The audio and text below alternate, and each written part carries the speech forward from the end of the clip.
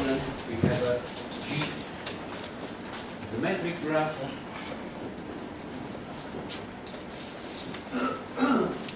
We ask for the existence or non-existence of ground states. Okay. So what are ground states? Ground states, according to our definition, are ground states U such that the energy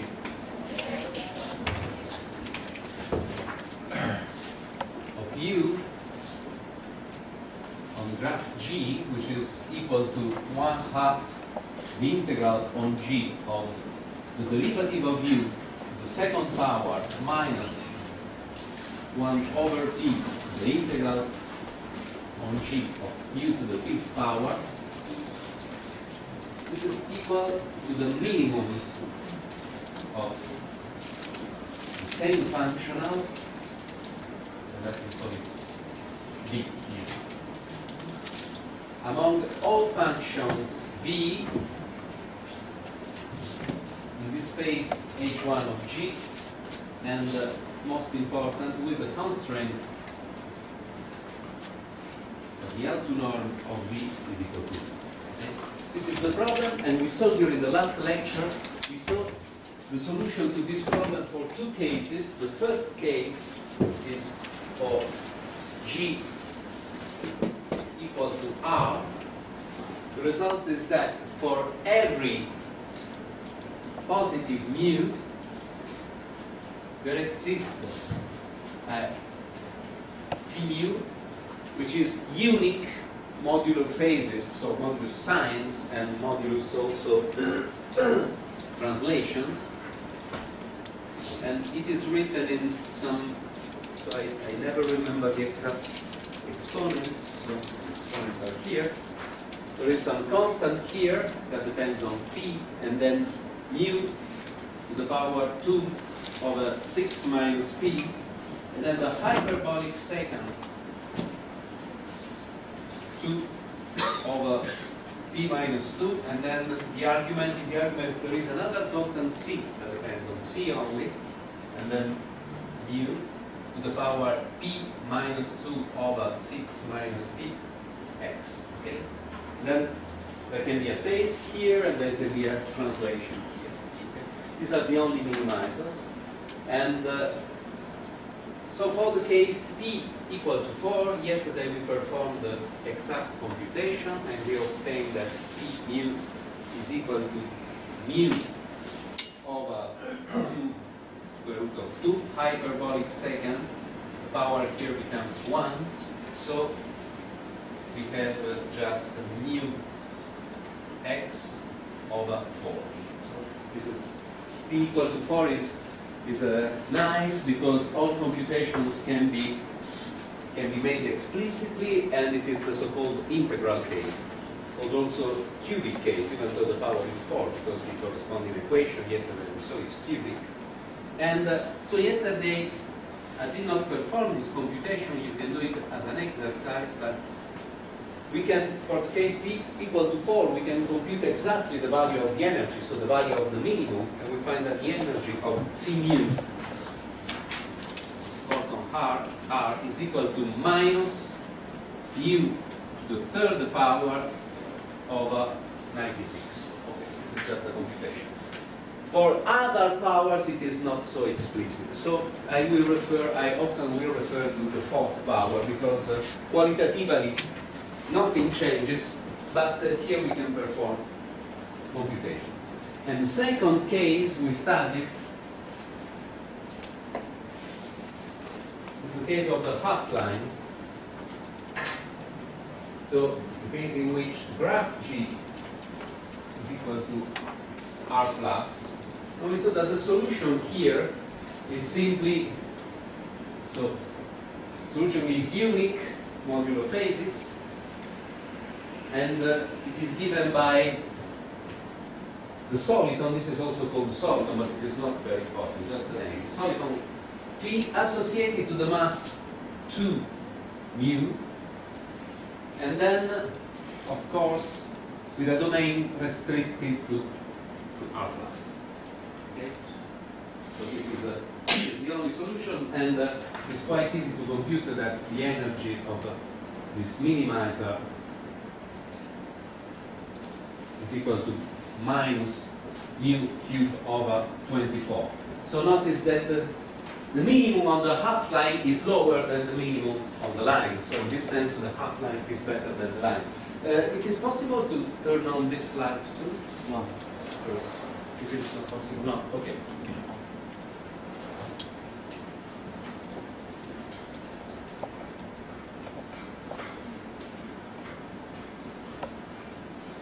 So now, the third case I want to analyze with you is the following. Yesterday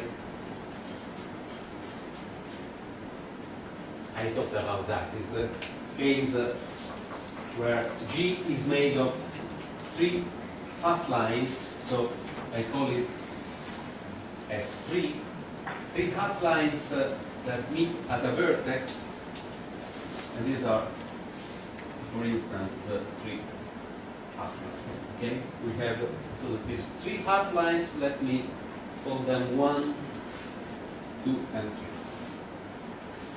So yesterday I told you that this case is different from the 2 others because here there is no minimizer. We will see that there is no minimizer. So in order to show that there is no minimizer, consider a function u which is in h1 of S3. h1 just means that you can perform the first term, you can compute the first term of the integral.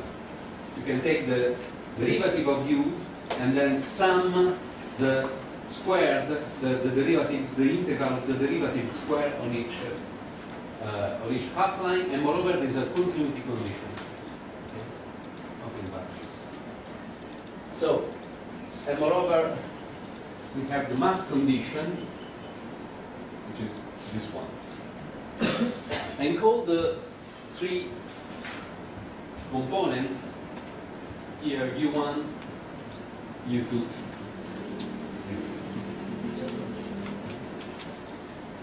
now we use this strategy. First of all, what we want to do is replace the function u with another function that makes better than u. This is the first step. And we can do it in the following way. First of all, define some me as being the mass of u. So m1 is the mass of u1, so it's the mass which is localized on the first half-line, u2 on the second half-line, u3 on the second. Just this definition. And suppose that m1 is greater than 0, mi is greater than 0 than mi. So the function is present in the 3 of the half-lines. There is no half-lines where the function is identically equal. And suppose that this is just a question of choosing an index. M3 is equal to the minimum between the 3 masses. Okay? And this is, there is no loss of generality. Now, first,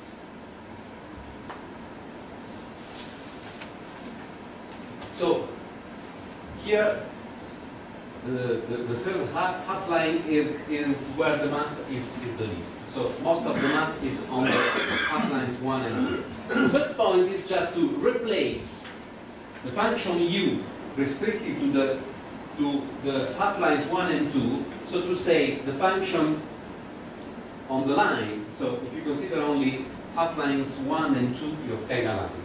So here you have a function which is the sort of sum of 1 and u2. So the first point is to replace the function, let me call it u1 direct sum u2. It is not properly a direct sum, but just to understand. Okay? The function here can have, I don't know, this profile, generic function. replace it by the soliton on the line with mass m1 plus m2. Okay? So replace this function with the soliton with the same mass. This is the first point. Second point, go to the third half line and replace U3 by the half soliton with the same mass.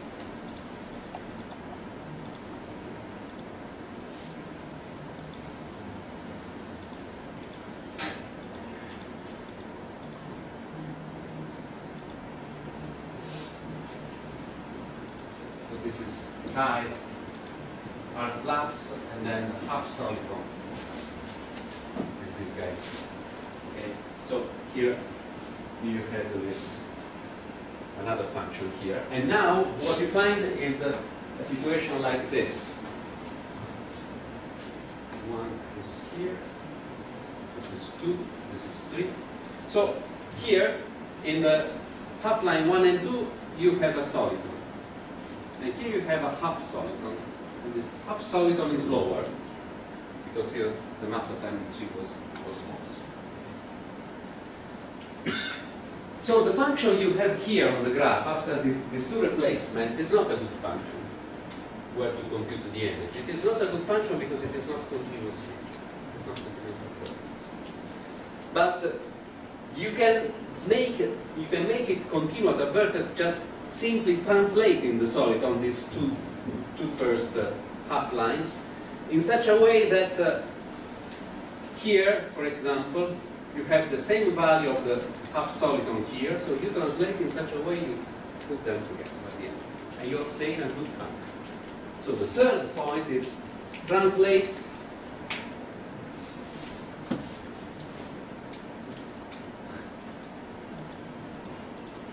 the soliton to recover continuity.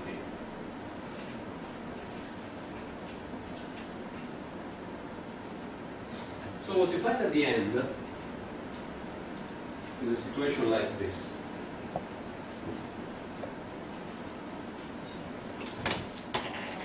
So again, like yesterday, feel free to interrupt. Okay? So what you find at the end is a situation where you have a soliton on the first two lines, and here attached, for example, you have a half soliton on the third. So the drawing is very bad, but the idea is that you have a continuous function. Okay. This is U tilde.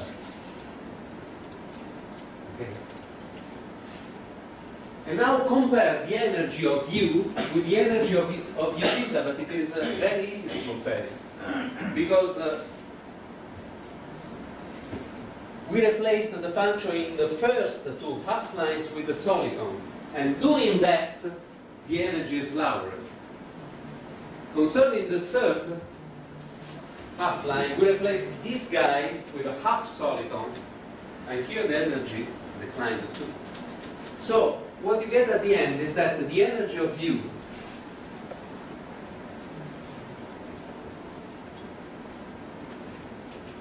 is greater or equal than the energy of U tilde. So we change the function in order to get something better. This is the main strategy. Okay. Now, if you want, if there is a minimizer, then it must have this shape. So it must be something like 3 half solitons.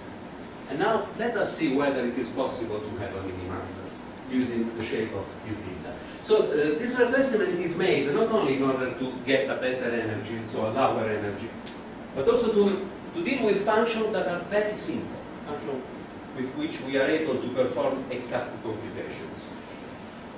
And let me show you how to do it.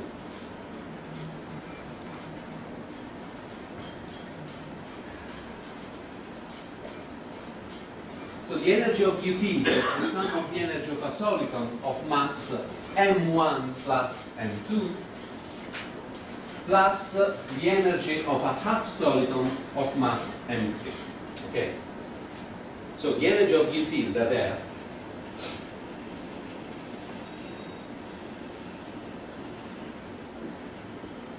is the sum of the energy of a soliton of mass m1 plus m2. Okay? And then there is the energy of the half soliton, which is this one, minus m3 cubed over 24.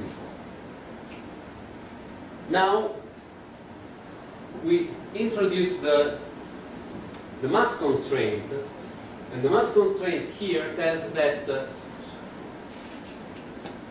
m1 plus m2 is mu minus m3, so to the cube over 96, minus m3 to the cube over 24. So this is the expression of the energy that can be written as a function of m3. Remember that m3 is the lowest mass among the masses on the three half-planes. Okay. And now let us study this function f in order to get the mean of this function, if it exists. So very simply, we perform the first derivative of f on m3. So there is a minus here, so we have mu minus m3 to the second power over 32 minus m3 to the second power over 8. Okay? So I will find the zeros of this guy just using the technique one of you yesterday suggested me. So we can write it as mu minus m3 to the second power minus 4 m3 to the square over 32. And this can be rewritten as mu minus m3 minus 2 m3 times mu minus m3 plus 2 m3 over 32. So we have mu minus 3 m3 times mu plus m3 over 32. So this is the derivative of f, and let us study its sign. It is very simple.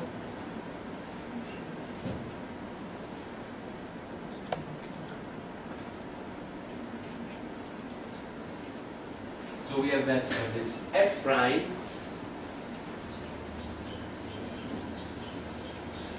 m3 is equal to 0 for m3 equal to mu over 3, and then for a smaller m3 it is increasing, so m3 less than mu over 3, and it is decreasing for m3 greater than mu over 3. Okay? But here the last option is not available because m3 was the least mass on a half-line. So it cannot exceed mu over 3. So this is impossible. Another situation is written here. It can be displayed very simply. Oh, sorry.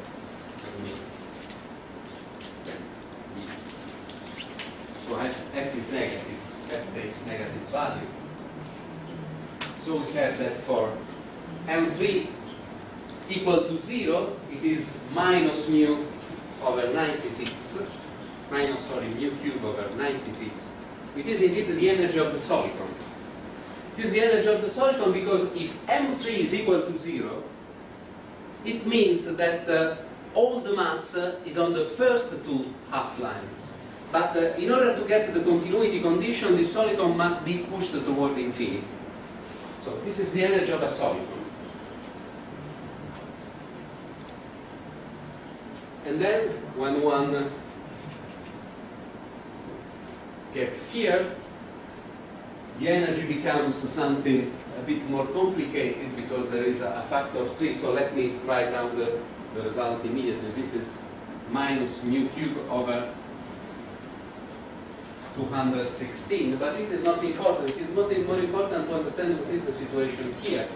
Here we are in the case m3 is equal to mu over 3. Okay? This means that the same mass is on the three half lines.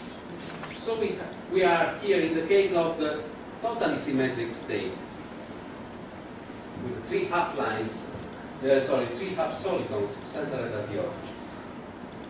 Remember that yesterday I summarized the situation as saying for the half line, the minimizer is a half soliton. For the line, the minimizer is a soliton, which is 2 half solitons. Now for 3 half lines, one would expect that the minimizer is given by 3 half solitons, so this guy here. But if you consider the state made of 3 half solitons, then the energy is not the minimum, but it is a local maximum in this pattern.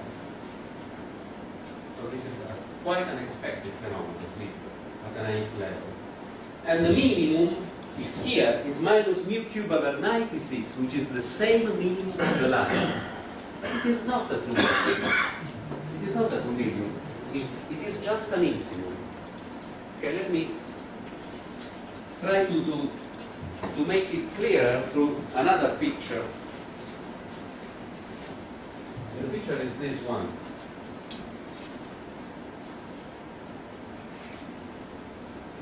Consider this family of states U tilde, okay? Start from the totally symmetric state, which is this one.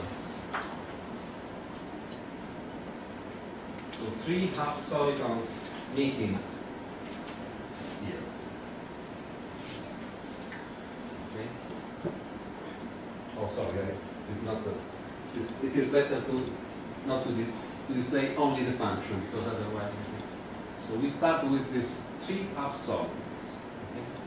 Now, consider, now let this soliton move, for example, toward the right, and then adjust the half soliton that becomes lower and lower. Of course, for conservation of mass, you have to think that the soliton that is moving is increasing. So what happens is that if we consider this transformation, we have that after some steps, the situation is this one. Okay? It's not symmetric. This is basically U tilde 3. This is the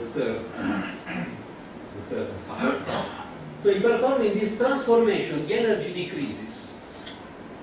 Okay? Here the energy is maximal among these states. We start from this point, and pushing one soliton towards infinity, we get the minimum. And the minimum is not attained. The minimum is when the soliton is very far away and becomes colder, and asymptotically it reconstructs the soliton on the line. But it is an asymptotic process. The soliton on the line, it is not a legal state for S3 because there is no, because there is continuity at purposes. I can try to picture a soliton on the line, but then at this point I have to attach something on the third half line. So I can never reconstruct exactly the soliton on this graph. But asymptotically I can. So the conclusion is that for this graph,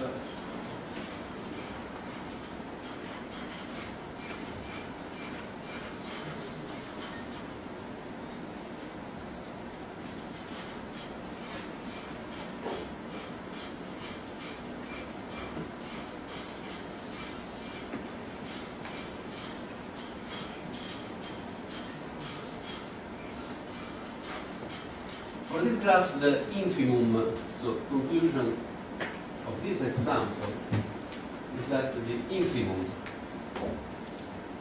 of the energy of U on S3 is again the energy of the soliton, that in the cubic case is minus mu cube over 96. Okay, but it is not attained.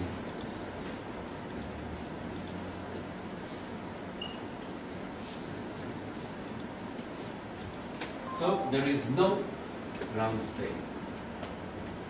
Okay, this is the first result of non-existence we had, and can be explained quite simply. Oh, exercise.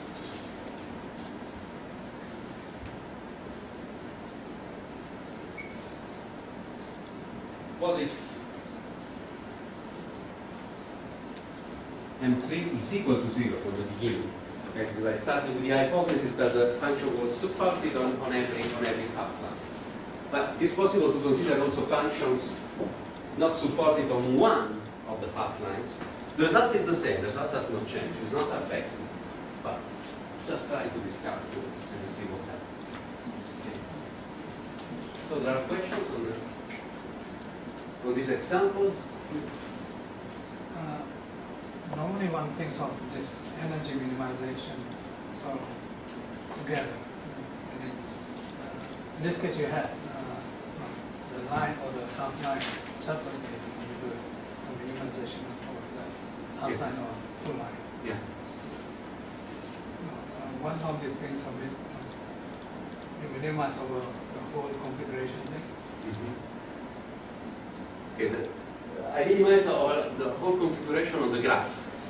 So on a structure which has some different topology. This is the. So in other words, the argument that you had was actually based on the minimization of the on the line on the half lines. Yeah, yeah. So you're asking why does it work here? Why is it possible to reduce it? But the main idea, which is the key idea also for the general case, is that separating the line and the half line and putting a soliton on the line, the half soliton on the half line, I get a better energy. So for any u, I can construct a u tilde which is better by doing the separation line and half line, if you want. Soliton and half solitons. So I can reduce the problem for this whole configuration space, this restricted configuration space. Okay. If there is a minimum, it must have this shape. This is the main message. But with this shape, there is no minimum. So there is no minimum at all. I don't know if I answered the we can discuss. We can discuss later. So there are, from this example, there are many messages we can generalize. The first one is the following.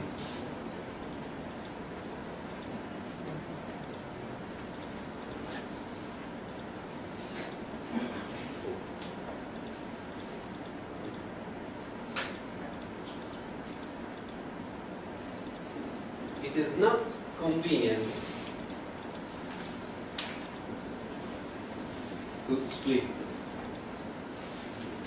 So it is not convenient to occupy all the half lines. It is better to concentrate on two of them, or also on one of them, because when constructing a soliton at infinity, we are concentrating on one. First three. Second, if G is not compact means that there is at least one half line. So if G is not compact, then it is always possible to reconstruct a soliton at infinity. Because of course there is sooner or later there will be a vertex, but here the contribution of the vertex can be made smaller and smaller. Not exactly equal to zero, but smaller and smaller. So since it is possible to reconstruct a soliton, we have that the infimum of the energy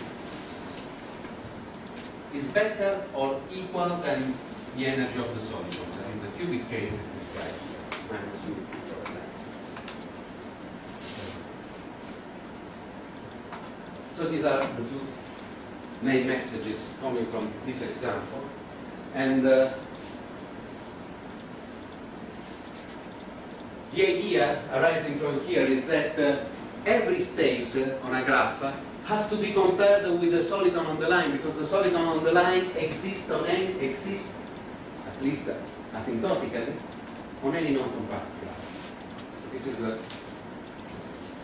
main statement we can learn, the main philosophy we can learn from this example, but examples can be made more and more complicated. Another example is this guy here. G equal to B3, B means bridge. So the 3 bridge has 2 half lines. There is a vertex A, a vertex B, and then there are 3 connections between A and B. That is the same problem. Now, it is more complicated because we are not dealing for half lines. Another exercise is the following. The star graph with 4 half lines is not very different, but you cannot arrange things like one soliton and a half soliton because you have 4 half lines. So the 3 bridge. Here everything seems to be quite difficult now because we have this 3 connection. But if one observes a bit this graph, then one can conclude that this graph can be drawn in this way. Start from here at point A, instead of making a vertex, just make a curve. What does it mean? It means that this graph can be unfolded into a line. This is what is called semi-Eulerian graph. Okay? And this vertex A corresponds to this point here, but also to this point. And the vertex B corresponds to 2 points. Okay? So every function on this graph B3 can be thought of as a function on a line, but with some additional conditions to try to unfold this graph on a line.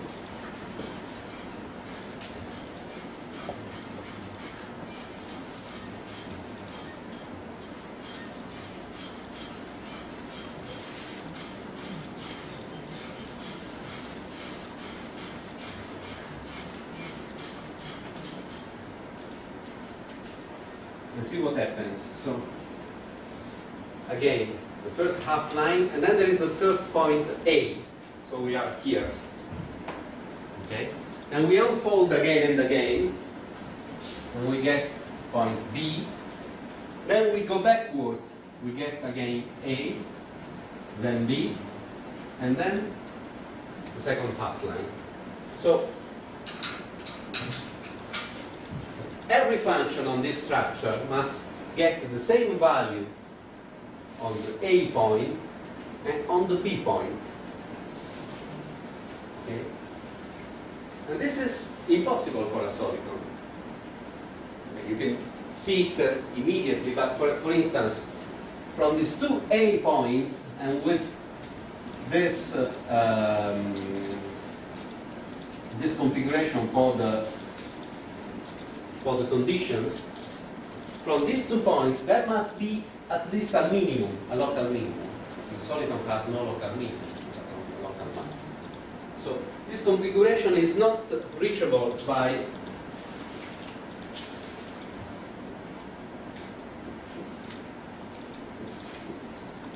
a soliton.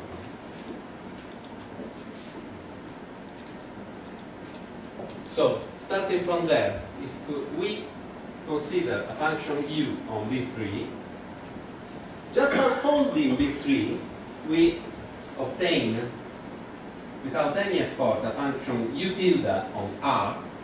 But this function u tilde on R can never be a soliton, because soliton cannot fulfill the boundary conditions. So its energy must be strictly greater than the energy of the soliton. Soliton with the same mass, which is minus mu cubed over 96. So the energy of the soliton is never attained on the 3 bridge. But in any case, it is the infimum because I can organize a sequence of functions that reconstruct asymptotically assorted. So again, we have that the infimum of the energy on B3 is equal to minus mu cube over 96. But it is not a thing. Okay? Like in the previous case,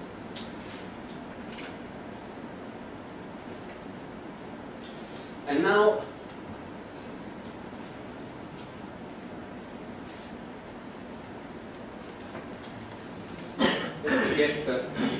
let me show you another example. The last example is the following.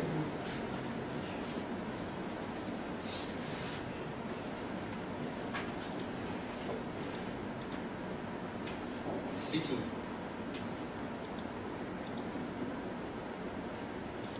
Again, a point A and the first half line, a point B and the second half line. But now we don't have a 3 connection, but only 2 connections. Okay.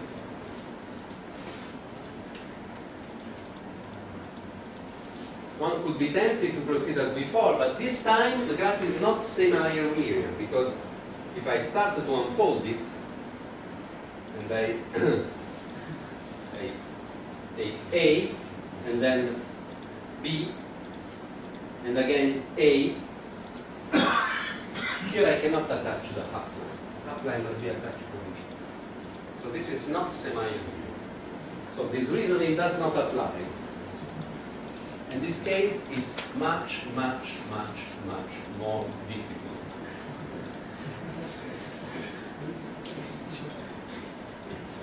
More.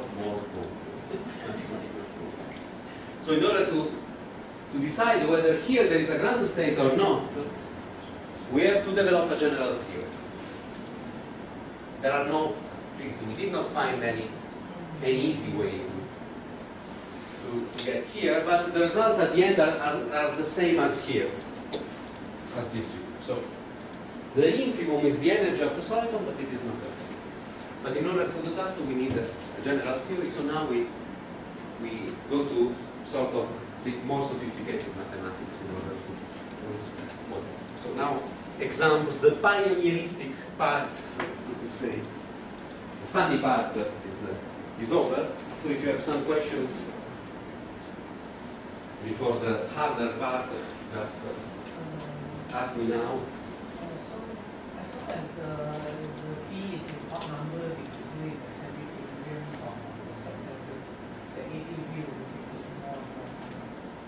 Yeah, it is true. So like 173 Yeah. Yeah, perfect. Correct. So if you have an odd number of bridges, then you can repeat this semi-linear schema. If you have an even number, you can. Even case is more difficult than the odd case. Yeah. In general, there are a lot of okay, you can write down a semi-linear graph, just taking a line if you want. This will be always semi-linear. All these cases are similar to this one. And for all these cases, the result is the same. The infimum coincides with the energy of the soliton, but it is not a thing.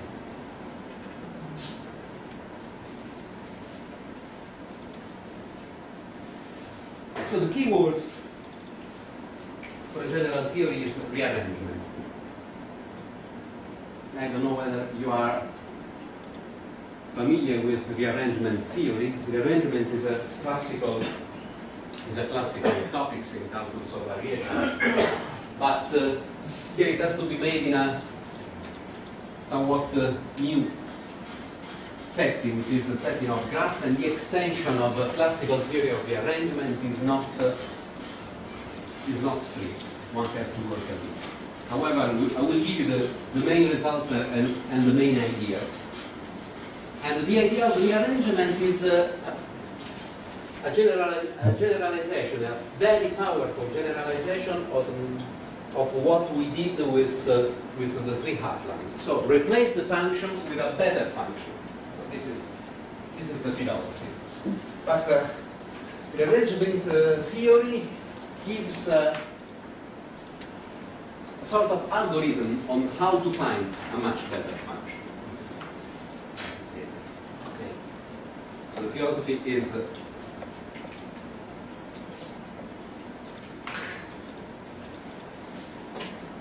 replace the given function u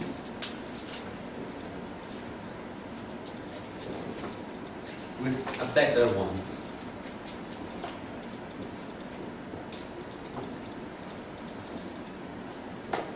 This is the philosophy. And the main object of this rearrangement theory is a distribution function. So let the u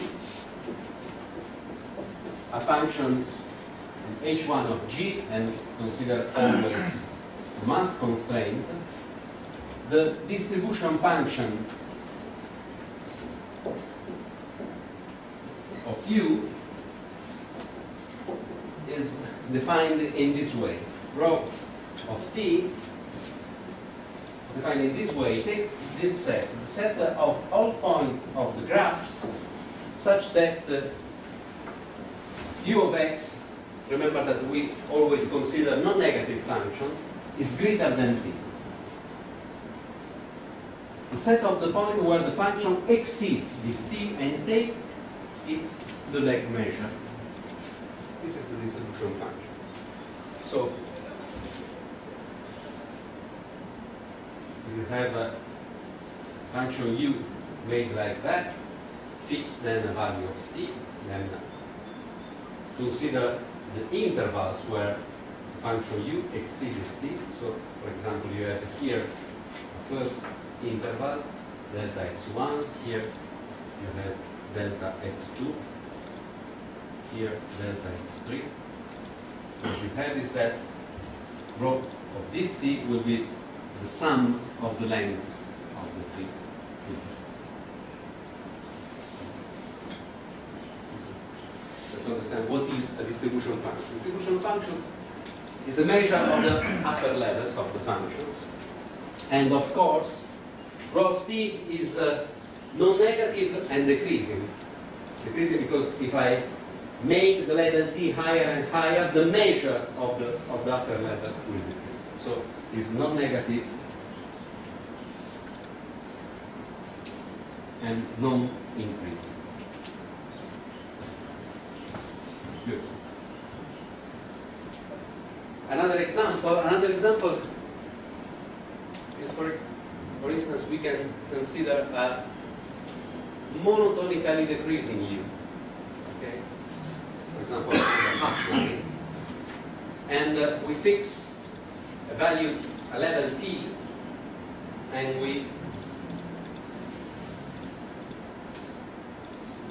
have to, rho of t is the measure of this set, and this set is exactly x.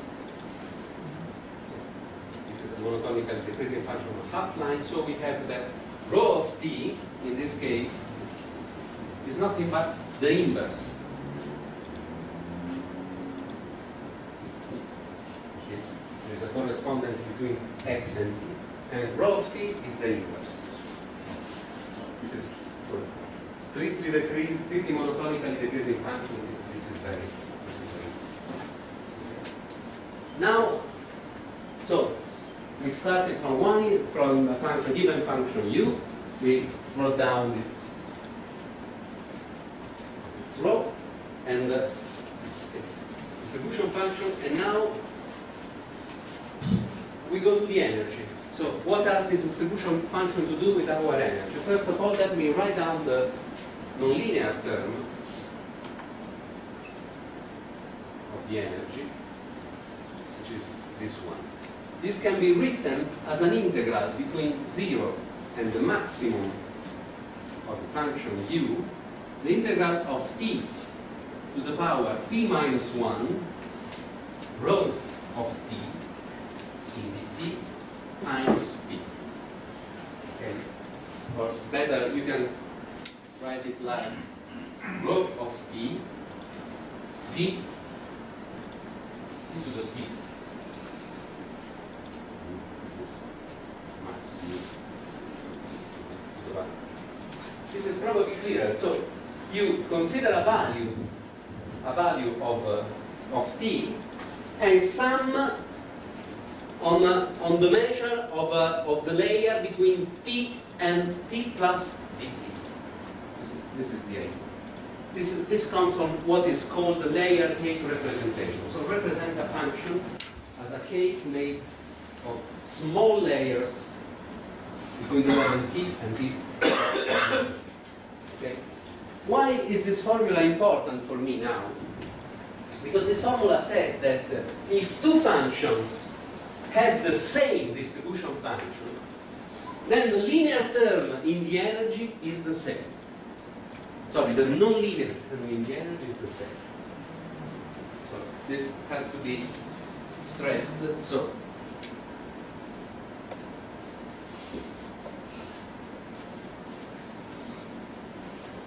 that if u, v have the same rho, same distribution function, then the integral u to the fifth power is equal to the integral of v to the fifth power, and this is important. The graph has not to be the same. U can be defined on a graph G and V on a graph G prime. Okay? This is the first point. Because only the distribution function counts. This is the first point. The second point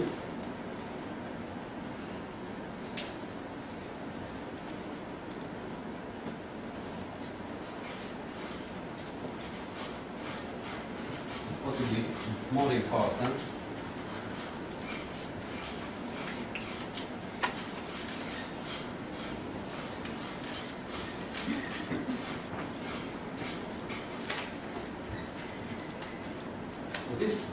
This is the nonlinear term. And then we have the kinetic term. The kinetic term is you got the second power L2 of G squared. So we have an exact expression, but it is not very expressive. It is better to consider a lower bound.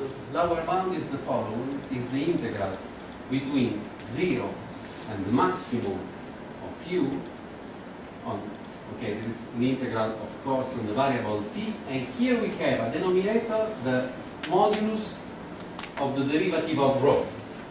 I'm not discussing about regularity of rho, regularity of u. This is a very, very subtle discussion. It has to do with fine properties of function. Okay, but I don't want to discuss this. And what is here is a quantity n squared of t, where n of t is the number of the pre-images of the element t. So, what does it mean? It means that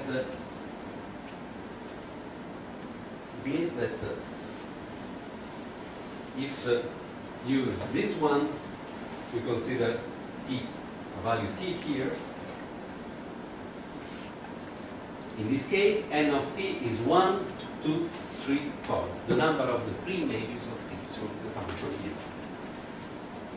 Okay.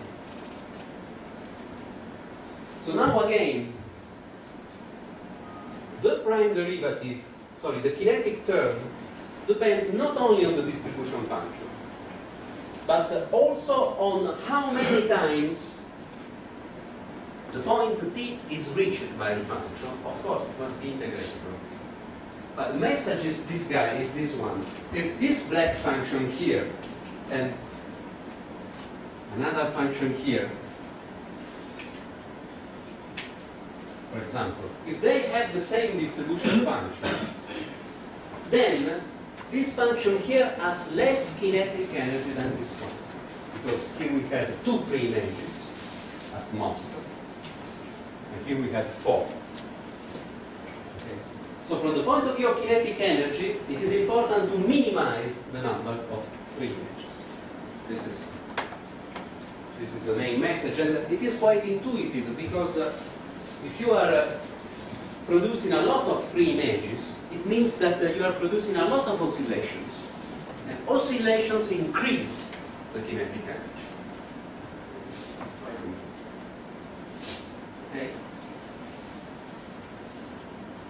So I now go to the last blackboard to define at the end of the lecture two rearrangements of function u. This example now will be the first rearrangement is the so-called monotone rearrangement.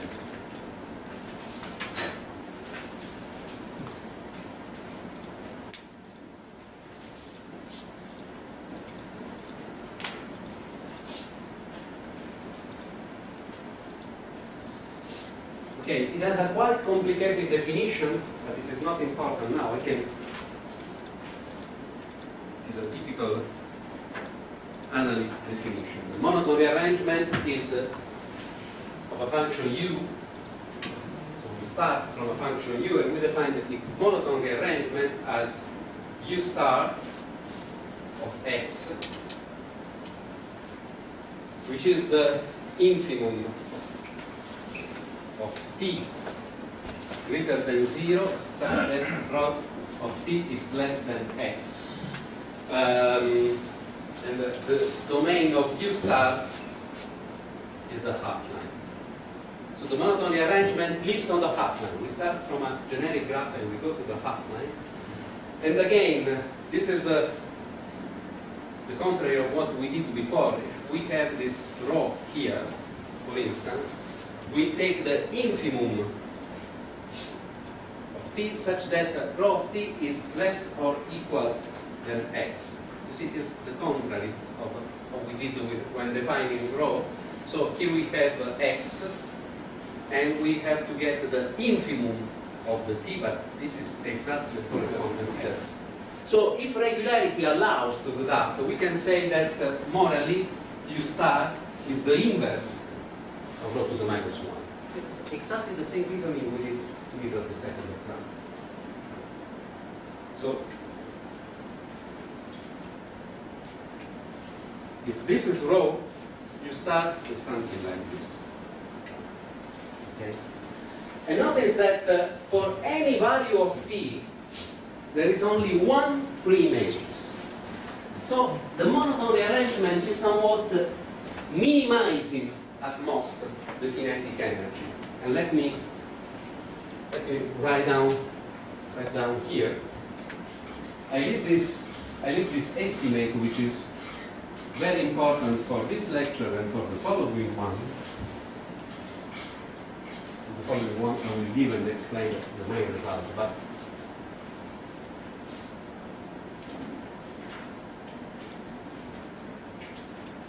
what I want to write down here is that for every u, I have that the energy of u on the graph, which is 1/2 kinetic energy u dot squared on the graph minus 1 over p, the nonlinear energy on the graph. This is greater or equal to, okay, I don't write the domain in the integral, but you know then, and this is minus t p minus 1 rho of t. Okay, this is greater or equal. Now, if n is 1, is exactly 1, we have again greater or equal than, here is 1/2, 1 over rho prime of t, absolute value, minus t to the p minus 1 rho of t. Okay? But this is exactly the kinetic energy of u star, because the distribution function of u star is the same rho. Remember, if it is monotonically decreasing, strictly monotonically decreasing, the rho is the inverse. So the rho is the same for u star and for u.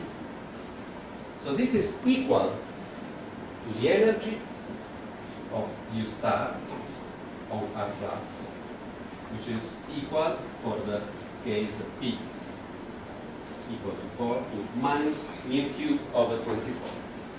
So this is a very strong statement. I'm saying that whatever is the graph, there is no limitation on the graph, and whatever is u, its energy exceeds this quantity. It's a very strong statement, and the conclusion is that whatever is the graph, okay, there is a hypothesis I did not stress. The graph must be non-compact, so there must be at least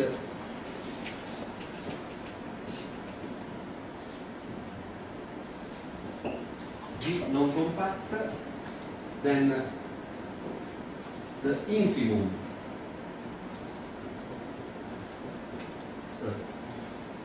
of the energy on G must exceed, always exceed the infimum on the half line, and as we saw before, it is at most the infimum on the line. So the half line is the best graph from the point of view of this minimization, and as a last thing I introduce a second rearrangement.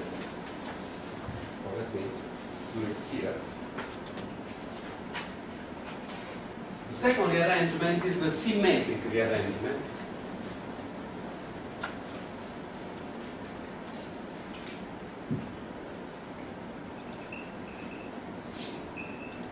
So given u, there is a rho, and there is u star, which is the monotone rearrangement, and u hat, symmetric rearrangement, is simply u star on evaluated in 2 times modulus of x, with x this time that belongs to r. So the symmetric rearrangement is just obtained by the monotone one, shrinking it and doubling it symmetrically. Okay? So this time what we have is n of t always equal to 2 except for the maximum, but the maximum is just 1 point, so into the integral it is not involved. Okay? So the second statement, which is very important, is if u is made in such a way for almost every t, the number is of preimages is at most, so yeah, is at least 2, then the energy of u on the graph G always exceeds minus mu cube over 96. How can I see it? Just with a small correction, with some small corrections of this inequality, and then I'm done. So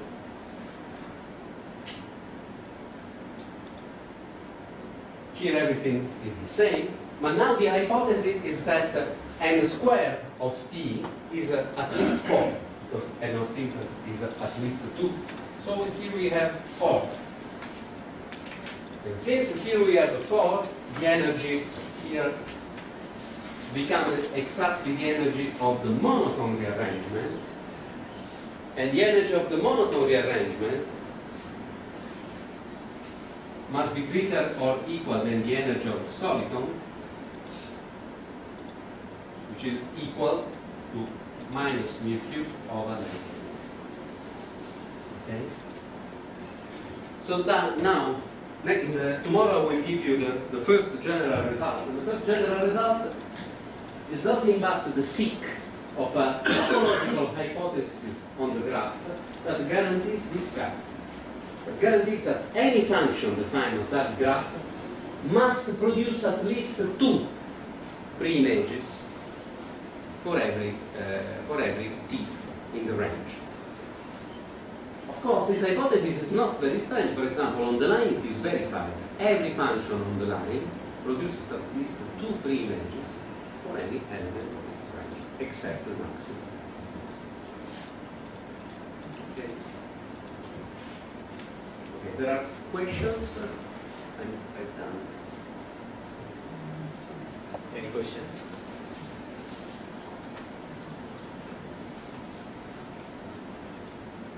If there is no question, let's thank the speaker.